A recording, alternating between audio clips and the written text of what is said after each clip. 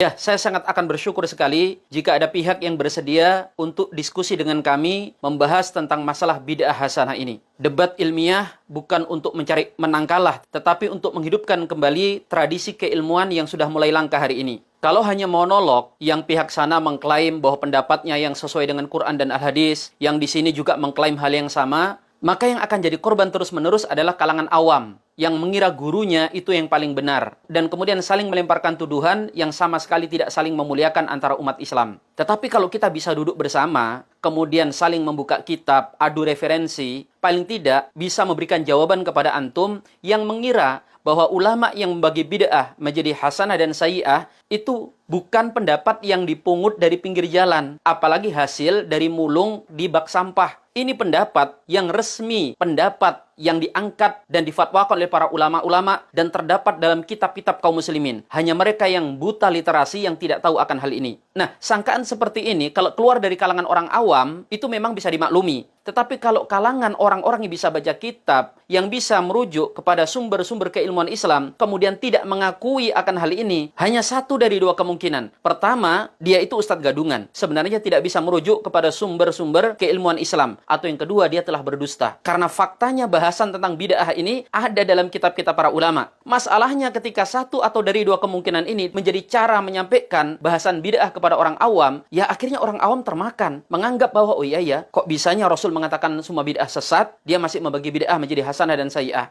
Makanya ayo kita duduk diskusi. Jangan belum-belum mengatakan ini syubhat. Ya katakan syubhat sekalipun. Syubhat itu apa sih? Remang-remang kan? Justru Anda ketika merasa benar, kebenaran itu kan terang seterang matahari. Maka syubhat itu akan sangat mudah terbantahkan. Kan syubhat atau keremang-remangan ada karena ketiadaan cahaya yang cukup. Anda datangkan penjelasan Anda, bantah ahli syubhat. Bukan malah kemudian setiap hal yang tidak sesuai dengan pendapat dan apa yang Anda ketahui, Anda hukumi sebagai syubhat. Itu pentingnya kita diskusi, debat untuk menguji apa yang kita yakini. Jangan segala hal yang kita tidak mengetahuinya, kita katakan syubhat, bulet, ruwet. Ya kalau begitu caranya, untuk apa kemudian keilmuan Islam ini dibangun? Tidak tahu akan sesuatu, itu bukan aib. Yang aib itu adalah menolak ilmu pengetahuan dengan kebodohan. Kalau kita tidak tahu, ya katakan saja tidak tahu. Jangan kemudian menolak ilmu dengan segala alibi dan kebodohan itu. Karena itu, bagi teman-teman sekalian, yuk kita dewasakan umat. Saya sangat berkeinginan para asatid itu terbiasa duduk bersama mendiskusikan masalah keilmuan. Sebeda apapun pendapat kita. Agar orang awam ini bisa melihat dari sisi yang berbeda. Yang tentu yang kita harapkan dari diskusi, tidak harus kemudian kita menyatukan pendapat yang ada. Itu tidak mungkin dan tidak perlu juga. Minimal kita bisa bersepakat untuk tidak sepakat. Itu masih lebih baik daripada saling melemparkan tuduhan sesat.